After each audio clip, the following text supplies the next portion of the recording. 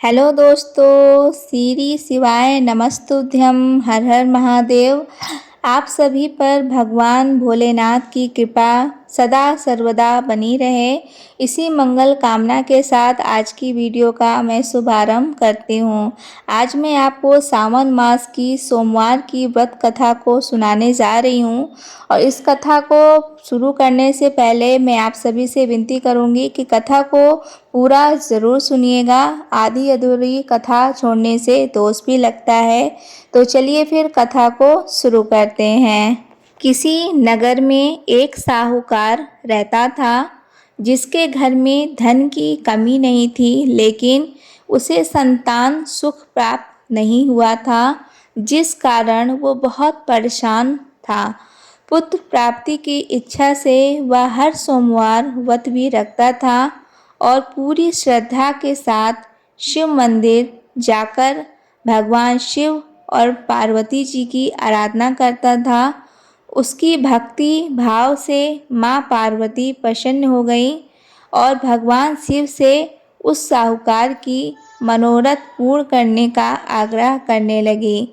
पार्वती जी की इच्छा सुनकर भगवान शिव ने कहा, हे पार्वती, इस संसार में हर प्राणी को उसके कर्मों का फल मिलता है और जिसके भाग्य में जो है उसे भोगना पड़ता है। लेकिन पार्वती जी ने साहूकार की भक्ति का मान रखने के लिए उसकी मनोकामना पूर्ण करने के लिए कहा।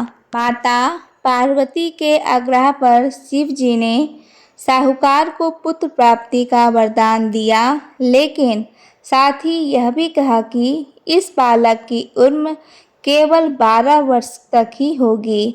माता पार्वती और भगवान शिव की बातचीत को साहूकार सुन रहा था, जिसे सुनकर ना तो उसे कोई खुशी थी ना ही दुख था। वह पहले की तरह ही शिव की पूजा करता रहा। कुछ समय के बाद साहूकार को पुत्र की प्राप्ति हुई। जब वह बालक 11 वर्ष का हुआ तो उसे पढ़ने के लिए काशी भेजा गया।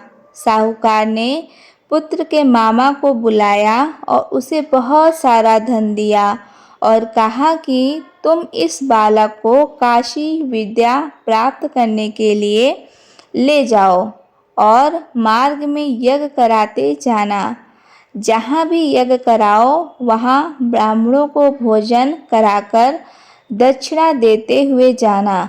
दोनों मामा भांजे इसी तरह यज्ञ कराते और ब्राह्मणों को दान दक्षिणा देते हुए काशी की तरफ चल पड़े।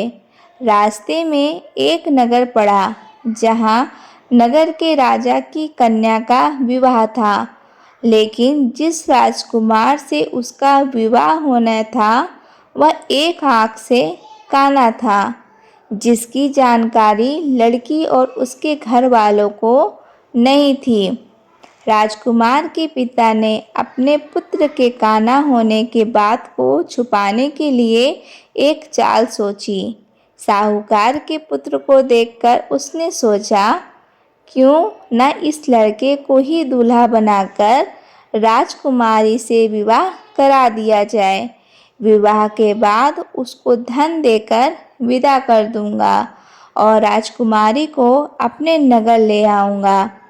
उसने लड़के को दूल्हे के वस्त्र पहनाकर राजकुमारी से उसका विवाह करा दिया। लेकिन साहूकार का पुत्र ईमानदार था।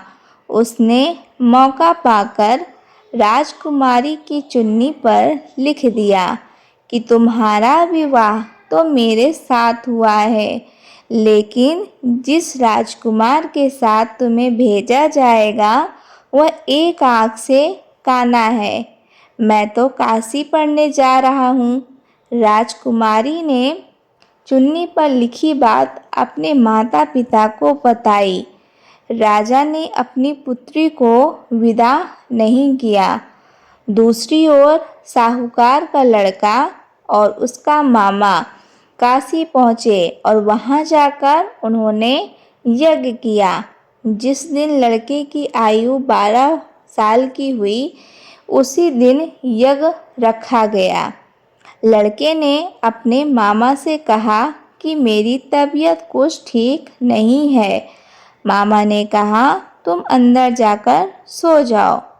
शिव जी के वरदान अनुसार कुछ ही देर में उस बालक के प्राण निकल गए। मित्र भांजे को देखकर उसके मामा ने विलाप शुरू किया। संयोगवश से उसी समय शिव जी और माता पार्वती उधर से जा रहे थे। पार्वती ने भगवान से कहा, स्वामी मुझे इसके रोने के स्वर सहन नहीं हो रहा है, आप इस व्यक्ति के कष्ट को अवश्य दूर करें। जब शिव जी ने मित्र बालक के समीप गए तो वो बोले कि यह उसी साहूकार का पुत्र है जिसे मैंने 12 वर्ष की आयु का वरदान दिया। अब इसकी आयु पूरी हो चुकी है। लेकिन मित्र भाव से विभोर माता पार्वती ने कहा कि हे महादेव, आप इस बालक को और आयु देने की कृपा करें, अन्यथा इसके वियोग में इसके माता पिता भी तड़प तड़प कर मर जाएंगे।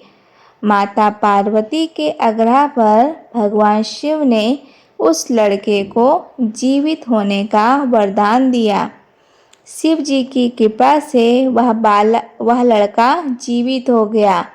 शिक्षा समाप्त करके लड़का मामा के साथ अपने नगर की ओर चल दिया। दोनों चलते हुए उसी नगर में पहुँचे जहाँ उसका विवाह हुआ था। उस नगर में भी उन्होंने यज्ञ का आयोजन किया।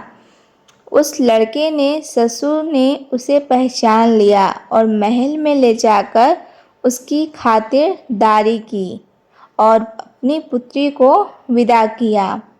इधर साहूकार और उसकी पत्नी भूखे प्यासे रहकर बेटे की आने की प्रतीक्षा कर रहे थे। दोनों ने प्रण लिया था यदि उन्हें अपने बेटे की मृत्यु का समाचार मिला तो वो अपने शरीर को त्याग देंगे। परंतु अपने बेटे के जीवित होने की बात सुनकर वे बेहद प्रसन्न हुए। उसी रात भगवान शिव ने व्यापारी के सपने में आकर कहा, मैं तेरे सोमवार के व्रत करने से और व्रत की कथा सुनने मात्र से प्रसन्न होकर तेरे पुत्र को लंबी आयु का प्रदान कर रहा हूँ। इसी प्रकार जो कोई सोमवार व्रत करता है या कथा को सुनता है उनकी सभी दुख दूर होते हैं। तो ये थी सावन सोमवार व्रत की कथा। यहीं पे समाप्त होती है। सोमवार के व्रत की मान्यता, इस व्रत को करने से भगवान शिव अपनी भक्ति की मुराद जल्दी पूरी करते हैं।